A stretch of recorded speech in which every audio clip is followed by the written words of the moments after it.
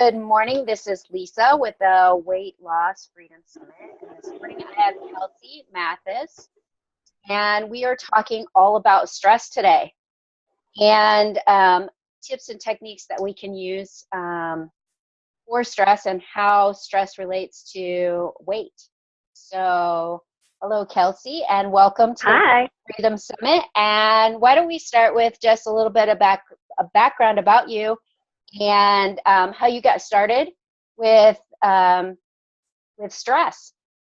Yeah, thank you. I'm so excited to be here. This is so exciting. So I, about 6 years ago in my mid-20s, I started having panic attacks. I was a full-time bartender at the time and an actor in New York City. And I kind of got into this groove of, now I understand, a very unhealthy lifestyle that was contributing to a baseline feeling of not being able to be grounded at all. And that manifested itself for me in these panic attacks. And I was, in my early 20s, mid-20s, saying, I don't even want to leave my apartment. This is crazy. And I was, using a lot of substances as far as like alcohol and poor food choices to mitigate my anxiety, because I didn't want to be taking.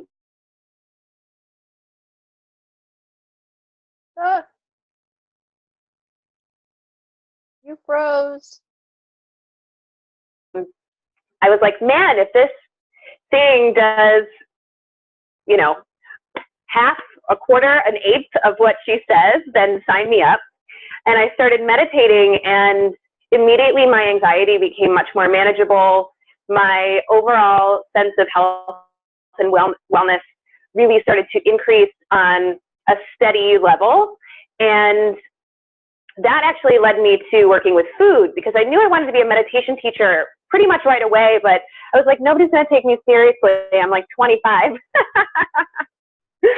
And so I was like, maybe this diet of nachos and tequila is not the best thing. I started getting these sicknesses, and even though a meditation is really meant to and does boost your immune system, you end up in a position where if you don't make the other changes, your body is just not able to handle that kind of a lifestyle anymore.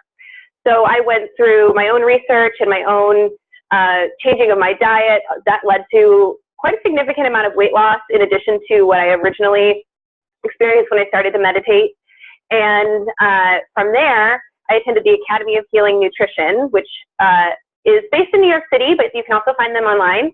And I studied traditional Chinese medicine and Ayurveda, which are the two oldest systems of food as medicine on the planet. And I went there because I felt like if these things have been tried and tested for thousands of years, then there's got to be something right about them. And shortly thereafter, I started working as a holistic health coach, using the ideas of Ayurveda and traditional Chinese medicine, and also modern techniques and knowledge, like the GAPS diet and things along those lines, to help my clients. But then I realized, ooh, hi, kitty, goodbye. That's Tony. I really realized that stress is the broken bone underneath, a lot of the health challenges that we have. And clients would come to me for food or emotional eating. I work with a lot of clients who had anything from leaky gut to binge eating disorder, things like that. And it was the stress that was underlying the habit that really prompted me to go back and study under my meditation teacher and a couple of my now colleagues from that same tradition, and become a teacher of that, so that they both work really beautifully together to help you manage stress and make better health choices. Awesome. Well, since we're talking about Ayurveda, I know that probably a lot of our listeners may not know what that is, or Chinese medicine, actually, because they may not know exactly what that is. So maybe you can go a little deeper into what exactly that is and how it can help us. Absolutely.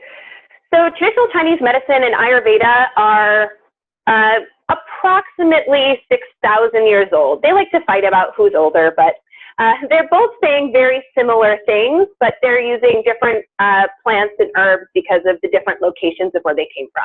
Traditional Chinese medicine came from Asia, and Ayurveda comes from a body of knowledge called the Vedas, which originated in ancient India. Ayur translates from Sanskrit into longevity, and Veda translates into knowledge. So it's the knowledge of longevity. And both of these are based in the idea that everybody's got a specific body type, and how they break the body types down is a little different, but that body type that you have dictates a lot of your natural tendencies towards mental and physical balance and imbalance. And if you understand what your propensity towards imbalance is, you can then make choices that will help to keep you in balance both in food and lifestyle. So the idea is that nothing is good or bad. There is no right or wrong. It's balance and imbalance. And if you're going to make a choice that pushes you a little out of balance, you want to know how to pull it back in and get back into balance as soon as possible to have a stable, grounded in being able to perform action experience in life. Awesome. I think that's definitely a great point, because often when we're under stress, right, it's hard to pull that balance back in, right? So maybe you can explain to us how you work with your clients to when they get out of balance like that. How do you get them to pull that balance back in? So from a nutrition standpoint, I really work with people to help them understand what makes them feel good. So I can give them the tools of what their body type needs based on the thousands of years of research that's gone into that, and what they're capable of doing. And there are a lot of, particularly with Ayurveda, there are a lot of purists. You see an Ayurvedic specialist, and they want you to follow a set of what we in the Western society would call pretty strict rules.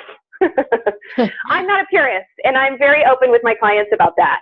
You know, if Ayurveda says go to bed at 10 p.m., but you don't even get home from work until 9 p.m., how can we just make steps towards getting more into balance that's also working with your life? If you're traveling 4 days a week, there's no way you're going to be able to make all of your own food fresh, and that's what Ayurveda wants you to do. So how can we kind of split the difference and know what the ideal is and practice that when it's possible, but still work with our lifestyle in order to take a step towards the right direction?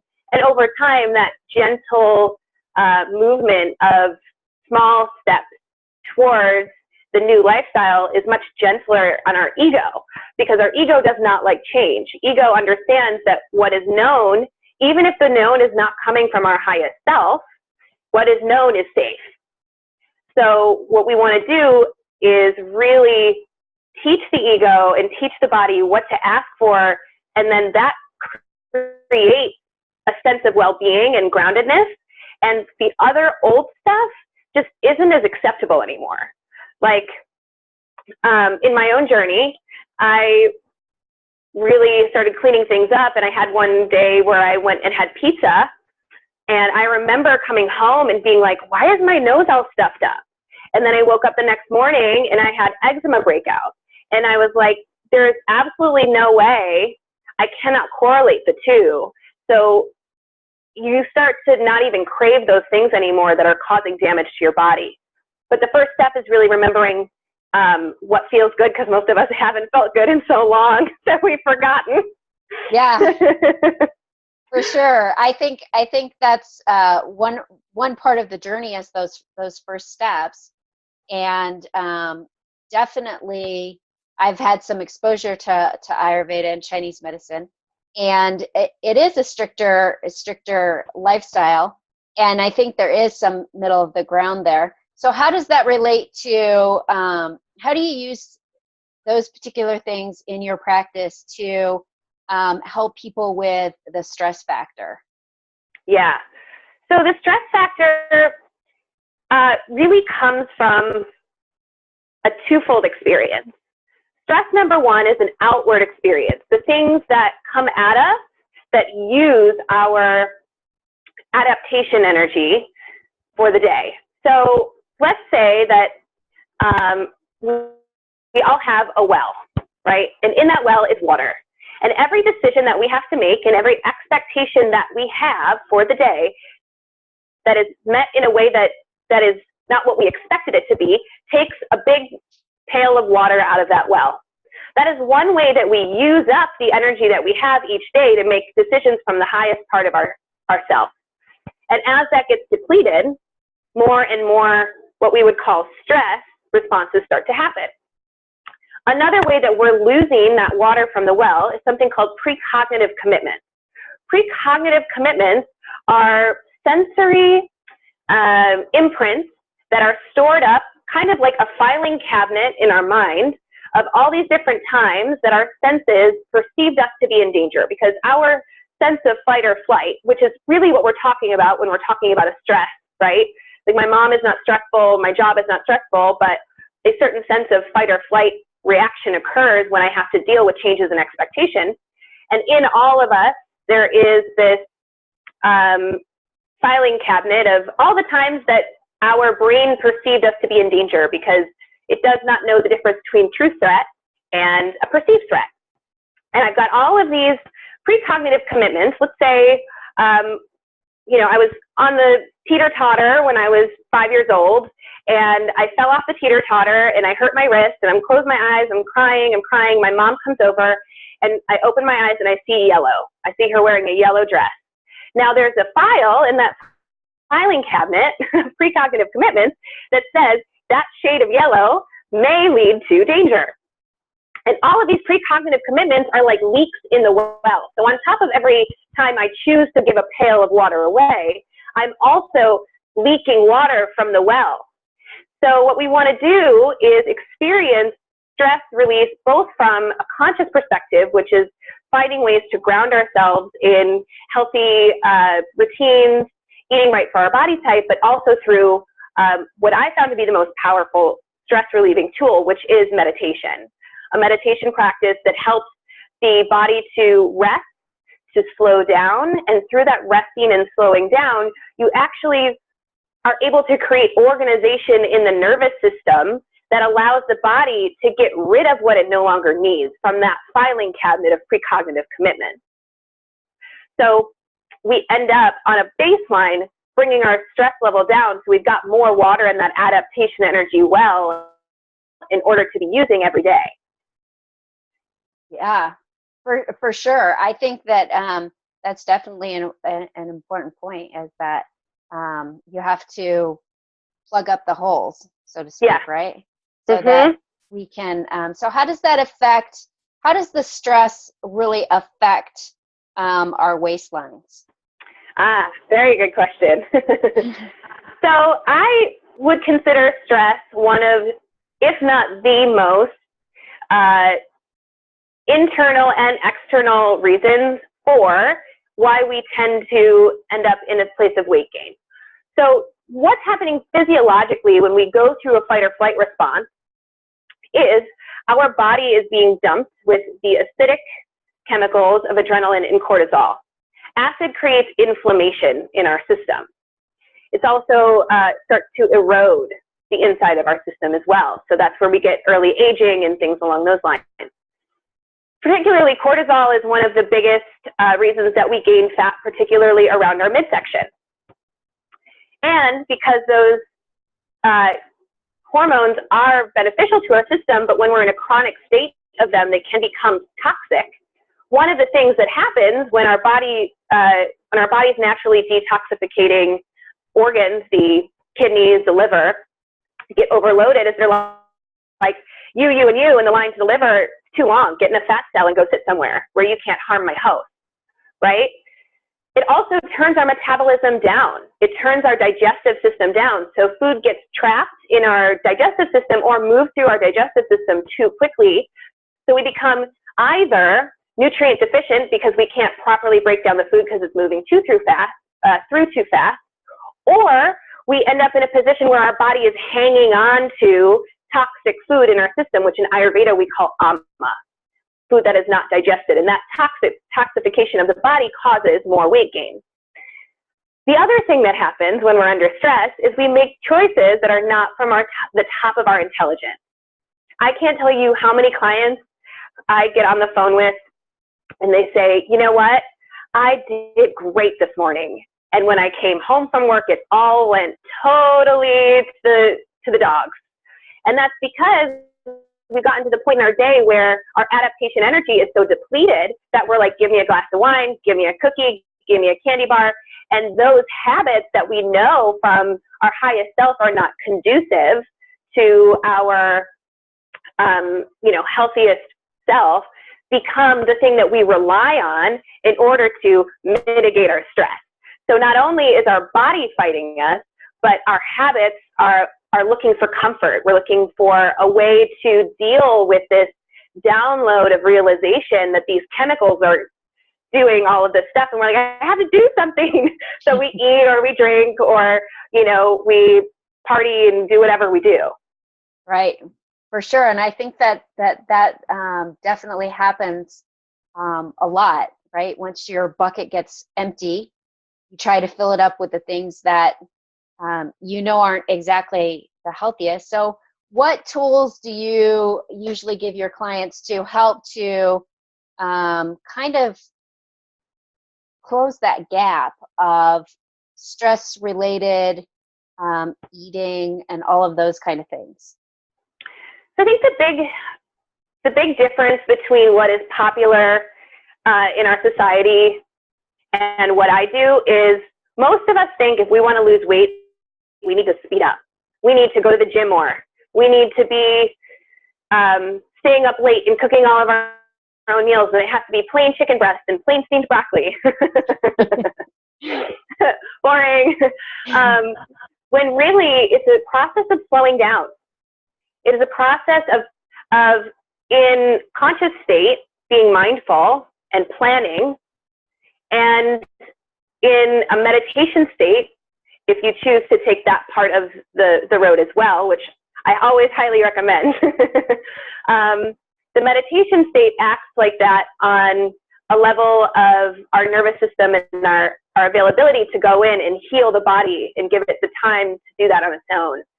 And those tools range from like practical helping of my clients to like I've planned grocery shops and weekly menus with people, to giving them either a starter meditation technique to get them started or having them come take my full course.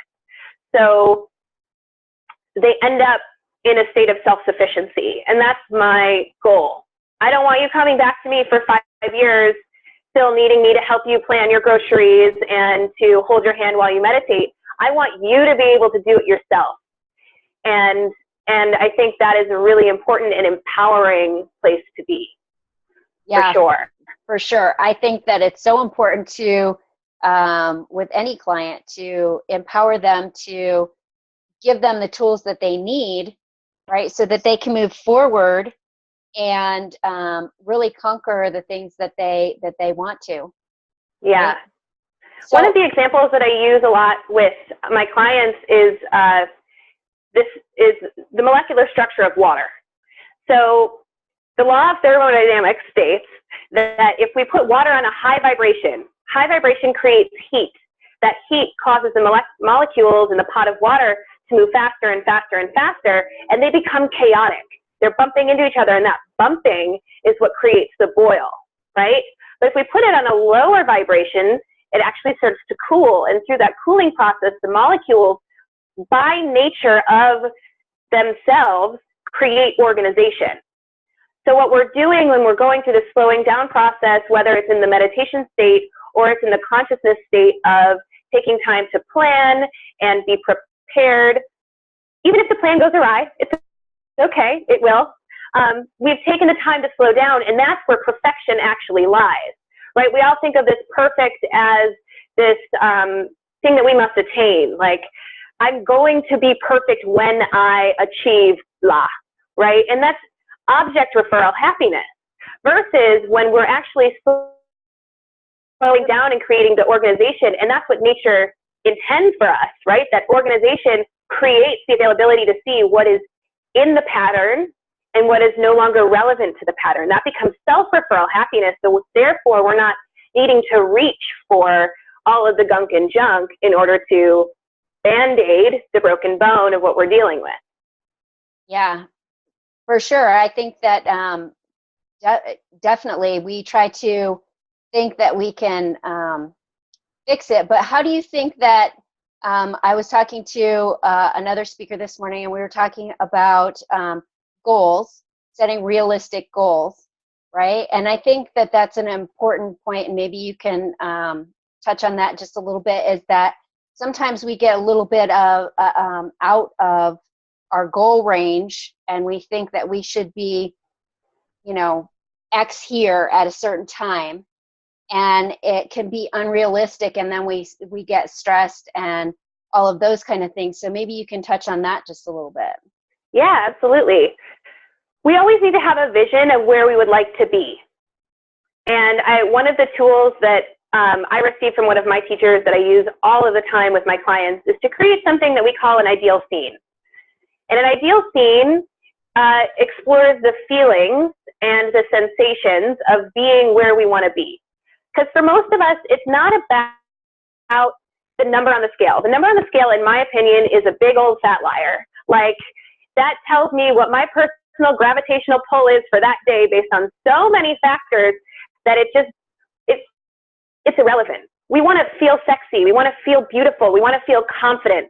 And when we can remind ourselves what that feels like, it becomes less about the number on the scale, which is just a means of measurement created by our analytical mind in order to all be in agreement in what gravitation, like gravity is.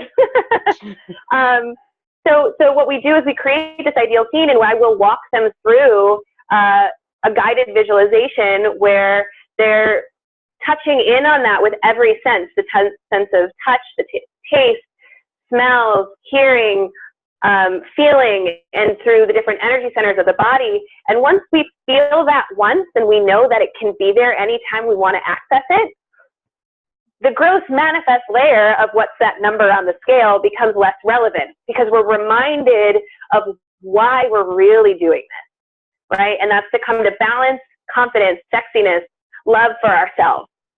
Yeah. And then the body in balance is like, oh, I don't need that. Oh, I don't need that. Oh, I don't need that. And it naturally starts to fall away. Yeah, I think that you brought up a really good point about the scale, is because I have a few clients that, they weigh themselves every single morning. And I think society has given us this thing, and we get so concentrated on that portion of our lives that we forget all these other things as far as balance.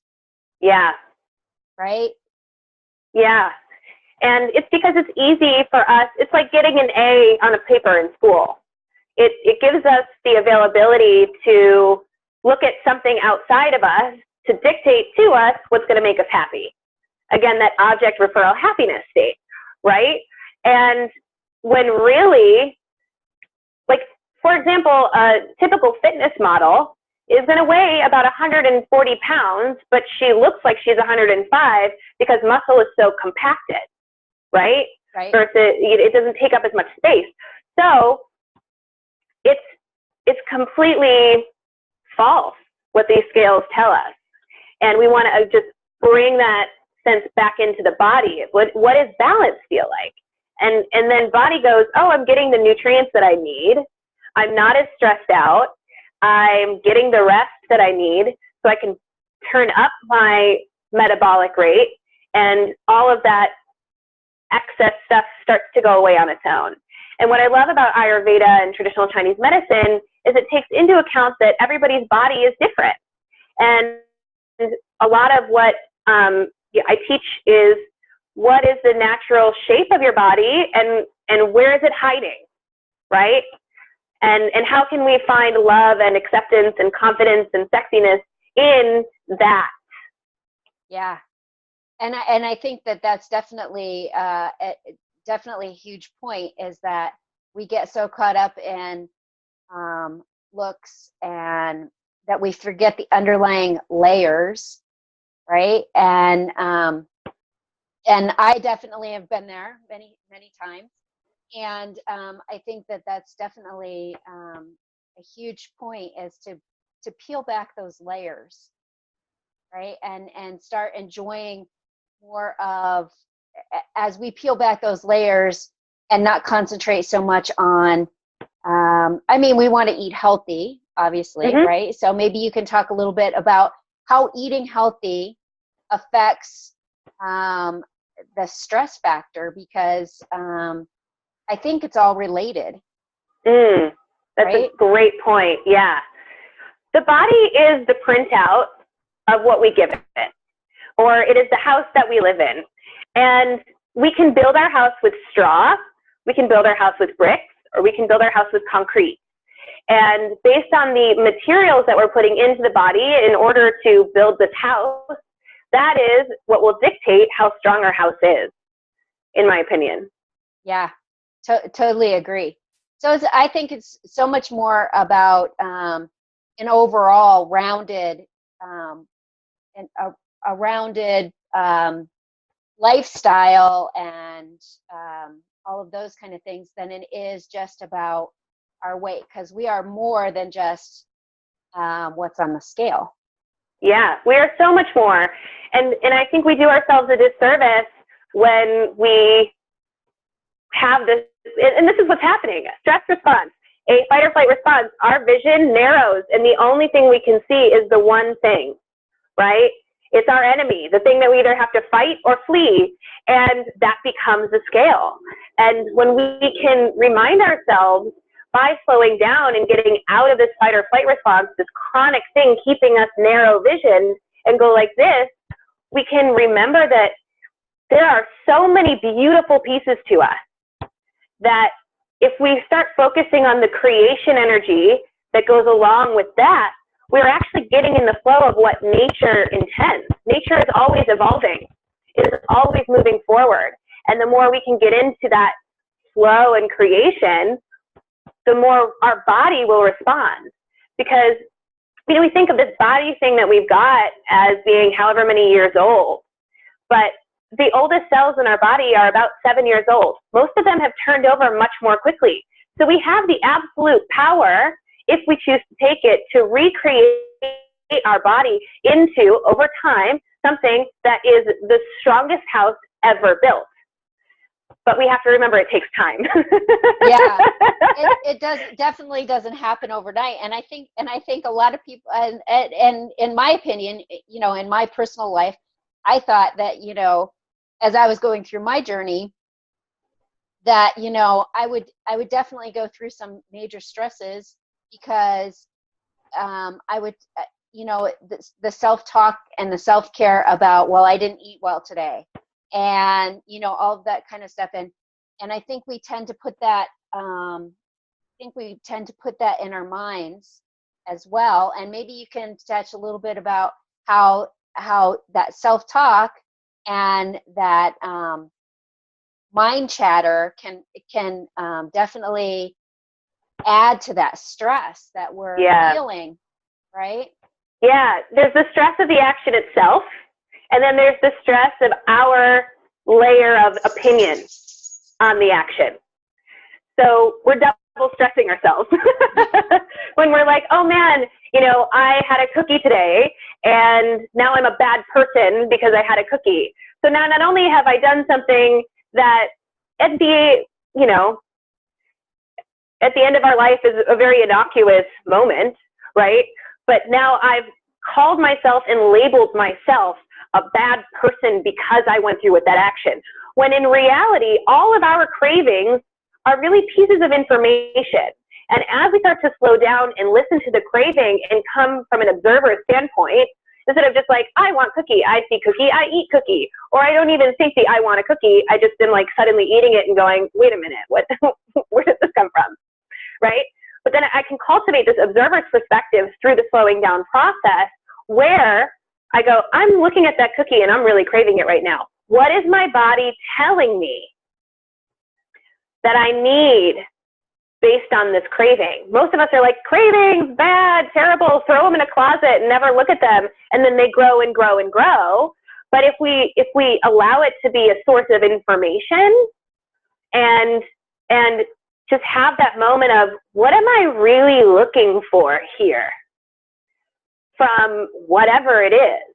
Then if we can get to the source of the why, we can say, oh, and this is a technique that I've used with a lot of my clients, is if you can have that moment of pause, have a list of things that bring you joy and happiness, adult coloring books, your favorite poetry, your favorite song, and have that list handy. So even if you can take the moment to pause and say, why do I want this right now? Well, I'm tired and I need a little dopamine serotonin rush from the sugar, or my boss just yelled at me, or whatever. What can I do instead in this moment? Okay, I'm going to turn on my favorite song, and I'm just going to close my eyes. I'm going to listen to my favorite song and just find the joy in that. And then when I open my eyes after 2 or 3 minutes, if I still want the thing, if I truly still want the thing, I am absolutely allowed to have it. But what we're doing is we're inserting an action between the primitive mind craving and the higher self action in order to see what the real thing is that we want. Because it's often not that object referral. It's something that we need in our life of self-care. Yeah, for sure. And since you brought up self-care, let's talk a little bit about that and explain what self-care is really, because I know for some people that could be a new term. So let's talk about what self-care is and how we can infuse that into our lives to not only help our stress, but help our weight as well. Yeah. Self-care is amongst many things. We don't think of these things as self-care, I should say. Showering, eating, brushing our teeth. Those are the basics that most of us do every day. We get some semblance of sleep. We keep ourselves clean and hygienic, right? But self-care is anything that we're really doing for ourselves that creates groundedness. And that could be anything from, like I said, listening to your favorite song mindfully and being in the moment, to taking a vacation or taking yourself on a date. It has so many different layers of time and expense. And one thing that I've found really helpful for my clients is to make a list. Make a list of things you can do in 5 minutes. Make a list of things you can do in half an hour, an evening, bucket list items. And that way, you can try and infuse your life with much more self-care. I personally consider meditation to be the biggest form of self-care, because when you have a practice that you love and a practice that you are doing consistently, it's a tool that will naturally, easily, and effortlessly start to up-level all the other stuff that you're trying to do, because it's decreasing the chronic stress response. So that is one daily thing that you can add in. In Ayurveda, doing a daily Abhyanga massage which is a warm oil massage. It can take anywhere from 5 minutes to a half an hour before you get in the shower in the morning or prior to going to bed at night. That's another very easy way to infuse your day with self-care. I would also put seeing a therapist, seeing a food specialist, seeing a life coach under that category of self-care as well. Someone to bounce your ideas, thoughts, and desires off of that can help to guide you into better habits. It's anything we do for ourselves. We just often don't think to do them for ourselves mindfully, and that's part of the key, right? Because I could be listening to my favorite song on the radio and scrolling through Facebook, and I'm not doing self-care. But if I sit and have a dance party, sit and have a dance party, you have to stand for a dance party, but, turning your favorite song on and just allowing yourself to be surrounded by that music is self-care. Right. And that helps our stress level too, as we're having fun, it's enjoyable. And I think that's really an important point, is to really get into taking care of ourselves to get that stress level down. And those are tools, I think, in the toolbox right? Those are all tools that we can put in our toolbox to help our weight. It's not necessarily, they're in conjunction with each other. Right. Right? Exactly. Yeah. It's not like, gee, I have to lose weight. And so, I have to do this, this, and this, and this. And the more tools that we have in our toolbox, right, helps us go towards that better lifestyle and that less stress. It's all about being happy. When we're happy and blissful, we don't need the stuff that causes us to gain weight. Right. Because we're not stressed. So it's really about learning how to enjoy your life and to, I think sometimes, we get caught up in, we have to get kids to soccer and we have to get, we have a meeting here and we have to run here and I've got dogs to walk and I've got, I have to be at the next class or wherever I have to be. And so we put that stress kind of partly upon ourselves. Of course. Right. So then we get that cortisol response and then. It's one quote, and I'm going to paraphrase this quote.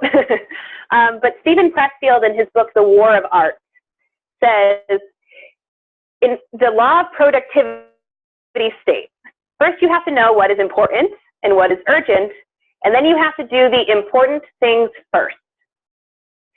If you are waking up late, 10 minutes out the door, you didn't have time to shower, you didn't brush your teeth, running all day, you come home, you are so depleted of adaptation energy that you just set yourself up for the primitive self to come out of hiding. Like, we all have this little dinosaur in us. It's like, feed me, right? Whether that's feeding actual food or, behaviors that are not coming from the part of us that is blissful and ready to just be our best, most balanced self.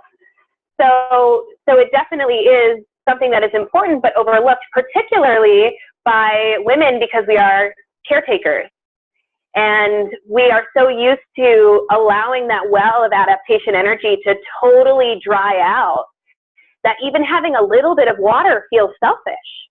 A little bit of water for that day, 5 minutes of time where we're just giving back to our body and to our mind, it feels selfish.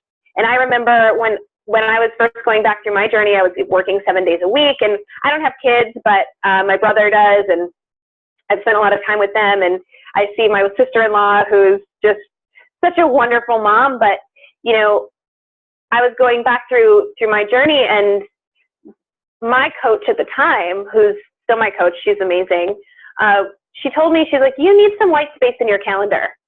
And I was like, I'm sorry, what? She's like, start with an hour a week. And I was like, okay, I'm sorry, what does white space mean? And she goes, time in your calendar that you've set aside to do nothing except for what you feel like doing in that moment. If you feel like taking a nap, take a nap. If you feel like playing guitar, play guitar. If you feel like taking a walk, take a walk. White space. And once, I was really resistant to it. But once I started doing that for myself, it became the most precious hour of my week and actually started to expand because I was able to see the difference between having even the smallest amount of water in my well and having a well full of water or a totally dry well. And then I happened to find my meditation practice around that same time that I was experimenting with this. And that meditation practice, which is the one that I now teach as my full course, is a way that you can refill that well of adaptation energy today, and it becomes inexhaustible. Yeah. So it's all very interconnected. Yeah. So how do you, and I had another lady that talked about meditation, and how do you really start with a meditation practice? Because I think we get so, it's really hard to slow down. Or I have found it in my life, right, that it's really hard to slow down. We get in this mode. And so how do you really start with with meditation and all of that kind of stuff, because sometimes it's really hard to quiet the mind. Yes. So one of the biggest challenges of the perception of meditation is that we can give the mind a command to stop thinking. We can't. The mind thinks the way that our hair grows, the way that our heart beats. It's completely involuntary. So the first thing that we want to do is we want to find a teacher that we really resonate with. I teach a particular style of meditation that's called Vedic meditation, and there's a network of about 150 of us throughout the world. But you want to find a teacher that you really resonate with, and I would put on top of that who is teaching you something that is self-sufficient, that ends after your course being a practice that you A, can enjoy doing, and B, that you can do on your own in between seeing your teacher if you ever want to see them again. And then from there, it's kind of like when you start going to the gym. We're like sitting around saying, man, one day I'll be motivated to fill in the blank. Go to the gym, meditate, but really the action precedes the motivation. So we actually have to start doing it, right? Like most of us have had that experience where we're like, okay, fine. This is the month I'm going to the gym, or I'm going to start yoga. And about 3-4 weeks into it, when we're starting to see the results in our body and in our mindset and in our posture, we start to be like, oh, I can't wait to do that thing. I can't wait to go to the gym.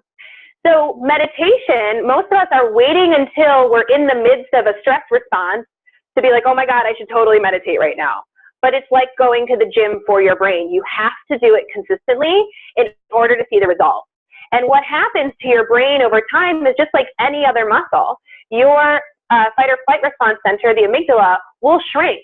Your prefrontal cortex, which is your like Einstein brain, will enlarge. The corpus callosum that is attaching your left and right hemispheres of the brain will also enlarge. And as the brain changes shape, you're given the opportunity to rewire some of these old thought patterns without even realizing that you're doing it. And then you can, if you find the right teacher, you can find other practices as well that will help in the waking state, say, for example, affirmations or guided visualizations that in the waking state of consciousness, you can utilize to build on that and make it move even faster. Awesome. And which in turn reduces all that stress and cortisol, and basically helps with losing weight, right? Yeah, exactly. And particularly the Vedic, I can't speak to other silent styles of meditation, but the Vedic meditation is created for people like you and me. It's Nishkam Karma Yoga, union attained by least effort. It's the lazy man's meditation. It's meant to be a nice, enjoyable experience of deep rest for the body that you practice every day. And then that allows you to go into the world with a higher sense of productivity and groundedness because you've rested. And that leads to, just by the nature of up-leveling your state of consciousness and being able to come back to self, the opportunity to, at times during the meditation, come to states of stillness, to come to a state where the mind is naturally quieted. And that's through the use of a specific type of mantra. Mantra means mind vehicle in Sanskrit. Man is mind, tra is vehicle. And these mantras are vibrations. And on that vibrational quality, just like I was talking about with the water before, it changes the vibrational quality of our bodies. That's why classical music, for example, has been studied to be very good for concentration and focus. The vibrational quality of music, the vibrational quality of these mantras work in different ways in the body to create health, well-being, and balance. Awesome. Yeah, and definitely important.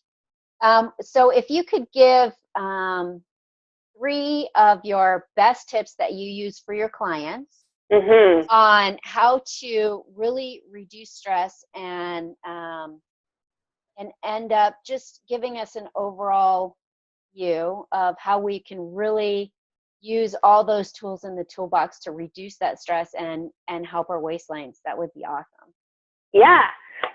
I'm going to give you my number one. Well, These are in no particular order. Number one is to drink warm water with lemon. Rather than chugging cold water all day, every day, which actually strips our body of minerals, drinking warm water with lemon will help our body to stay hydrated. It's also very grounding for our nervous system and stimulating to our digestion to keep our stomach and our intestines warm rather than shocking it with cold water all the time. Number two, food on the food end would be to eat good fats. Fats have long had a connotation of creating fat, but really what we're all looking for is a varying state of ketosis. Ketosis is a metabolic process where our body is running off of a much more stable source of energy called ketones rather than off of glucose. So that's going to naturally cut sugar cravings and also helps to ground and pad our nervous system from the mental aspect. And number three, if it's not beating the dead horse, is to do a little research and really start to, I would say try a meditation for a month. Even if your meditation is just simply sitting and closing your eyes and being with self for 5 minutes, that's going to start something moving. Even if that meditation is just sitting and listening to a classical song, right? Meditation brings us from the realm of doing into the realm of being, and that state of being is what opens us up to even better states of groundedness, deeper states of groundedness. And there's tons of apps and tons of resources for that now, and it's something that can just open the door to finding a practice that may be able to stick with you like a really great gym. Or a good pair of shoes for most women, right? Yeah, absolutely. Exactly. So let's talk about where our audience can find you and all of that good stuff, because I know that you're going to provide us with a little bit about your program. Mm-hmm. So so talk about where everybody can find you, your website, and all that good information. Cool. So my website is KelseyMathis, which is just my name.com. And if you go to kelseymathis.com/giveaway, you can access my 3 guided visualizations. There's one for mindful eating, there's one for sleep, and there's one for cultivating inner happiness. Otherwise, I personally am based in Chicago. So if you want to work with me in person, either through meditation practice, learning the style of Vedic meditation, or through one-on-one nutritional coaching, you can find me here. Otherwise, I do travel the world and teach abroad as the need arises. I was just down in Tulum, Mexico, teaching, which was such a wonderful experience. I can't wait to go back. Awesome. As far as nutrition and coaching goes, I also offer that online and via phone. So there's lots of different ways to work with me. And the first step is just reach out and we can jump on the phone and chat about what might work best for you. Awesome. Well, I thank you so much for being here, and I've enjoyed just chit-chatting with you, and you've given us and our audience some tools that I think that they can really, some important tools that I think that they can start using right away. So if I can help you in any way, don't hesitate to reach out to me, and I thank you so much for being here. Thank you so much. So lovely to speak with you today.